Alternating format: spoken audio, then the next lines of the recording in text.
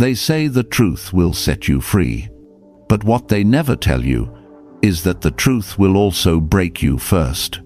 Because to see through a liar, you must first have the courage to see through yourself. No one truly understands deceit unless they've once deceived. No one recognizes the mask unless they've worn one before. Marcus Aurelius once wrote, "The one who seeks the truth must not fear the discomfort it brings." And in today's world where smiles can be practiced and sincerity can be rehearsed, we need more than ever the art of seeing what isn't being said, not to judge others, but to protect your soul from manipulation, pretense, and falsehood.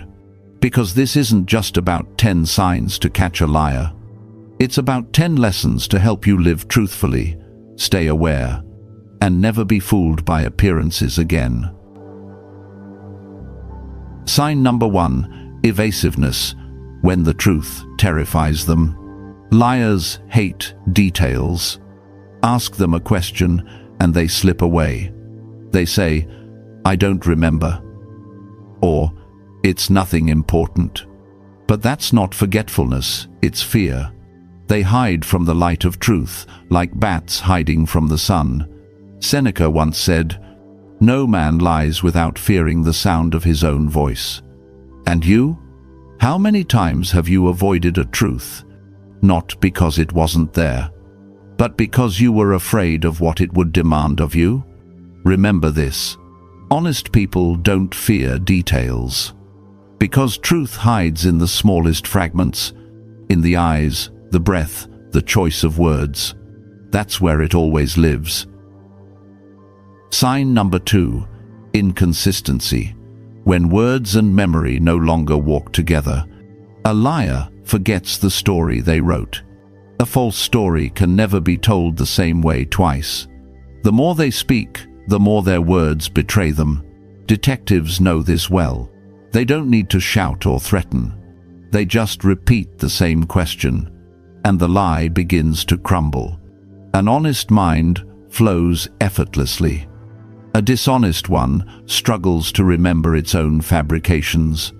Each sentence becomes a balancing act, each word another brick in a collapsing wall.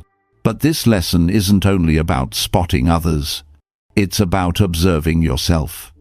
How many times have you retold a story, each time adding something new to make it sound better?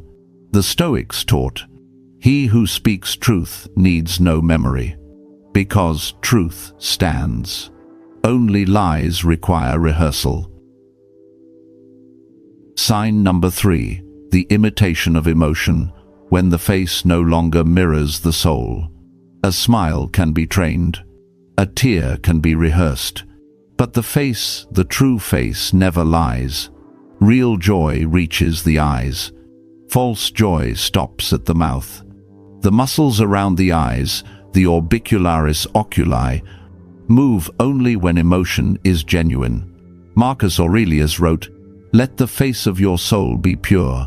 Let it reflect what is true within you." So when you see a smile that doesn't feel right, trust your instinct. Intuition isn't magic. It's wisdom remembering patterns of truth. Don't be fooled by beauty, because sometimes a smile isn't kindness, it's camouflage. Sign number 4, the story that can't be told backwards, when falsehood collapses under its own weight. Ask them to tell their story again, but this time backwards, from end to beginning, and you'll see the structure fall apart. Because truth lives in memory, but lies only exist in imagination. Imagination doesn't have time or sequence or reality. It invents, it doesn't remember. Epictetus said, "If what you claim is true, it will endure the question. If it trembles, it was never truth." We all tell stories, but the question is, are we recalling what was or creating what we wish had been? Sign number 5, the fear of eye contact, when the eyes refuse to testify. A liar avoids your eyes not because they don't see you, but because they see themselves reflected in you, and it frightens them. The eyes are the shortest path to the soul. That's why deceit always blinks, always looks away. And beware the opposite, of those who stare too long, forcing sincerity through control. The truth doesn't need to prove itself. It simply is. Marcus Aurelius wrote, "The soul takes on the color of its thoughts." Look deeply. You'll see fear in the restless, peace in the still, because the one who speaks truth has nothing to hide, not even from his own reflection. Sign number 6, the struggle with unexpected questions. When the mind can't keep up with its own illusion, a liar can rehearse every line, every smile, every pause. But one unplanned question, and the illusion begins to crack. Truth answers naturally.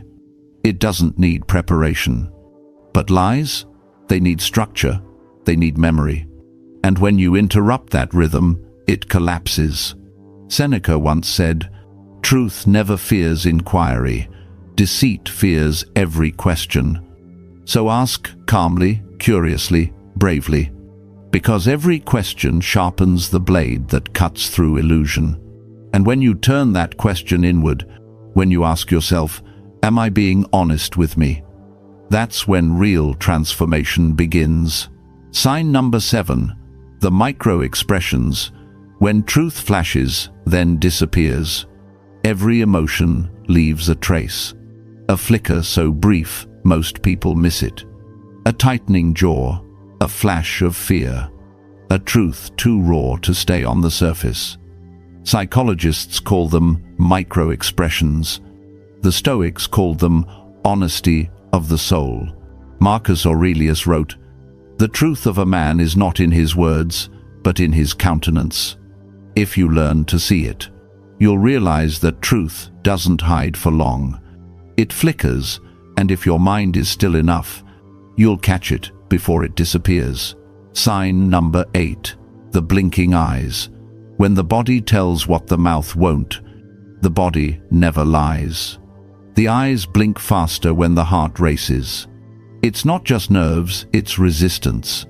The nervous system confessing what the tongue denies. Seneca said, "The soul that lies is never at peace." Every blink, every twitch, every tremor is the body's rebellion against deceit. It's truth, trying to breathe again. Sign number 9, mismatched emotions. When the body argues with the words. A laugh without warmth. A smile that hides pain. A voice that says, "I'm fine," while trembling with sorrow. This is the fracture between expression and emotion, what the Stoics called the disharmony of the soul. Marcus Aurelius warned, "Let what you think, feel, and do be one, for division corrupts the mind." The world teaches us to fake peace, but Stoicism teaches us to earn it. So, let your face and your heart finally tell the same story. That alignment, that integrity is where peace begins. Sign number 10, the quick agreement.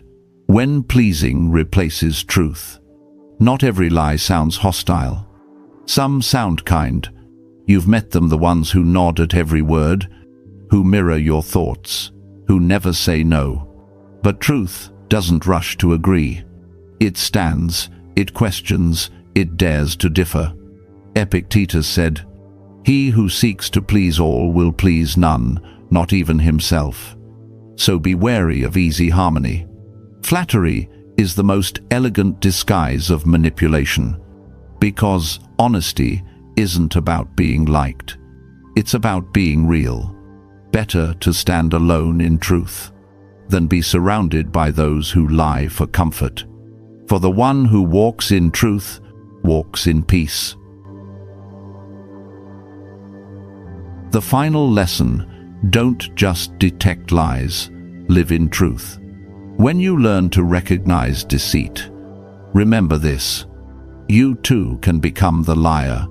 The moment you lose the courage to face your own truth, we don't always lie to others. Sometimes, the cruelest lies are the ones we whisper to ourselves. I'm fine. I'm strong. I'm happy. But the Stoics remind us, truth needs no defense. It only needs to be seen. To live honestly doesn't mean revealing everything to everyone. It means refusing to betray your own heart, to feel deeply, to think clearly, to act with integrity even when no one is watching. Because the Stoics never saw lying as sin. They saw it as weakness, the weakness of a soul not yet strong enough to stand in the light of what is real. So next time you meet someone who avoids your gaze, who smiles too easily, or speaks words that sound too sweet, don't judge. Simply observe. Keep your heart calm, your mind clear, and your words true. Because truth doesn't need noise. It needs presence. It speaks softly, only to those still enough to hear it.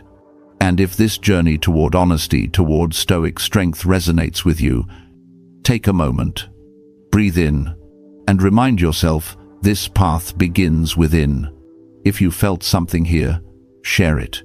Leave a simple comment. I choose to live in truth. Then subscribe, stay close, because every week we grow stronger together, one Stoic habit at a time. And finally, what is the biggest lie you've ever discovered? Share it with everyone in the comments below. Thank you for watching.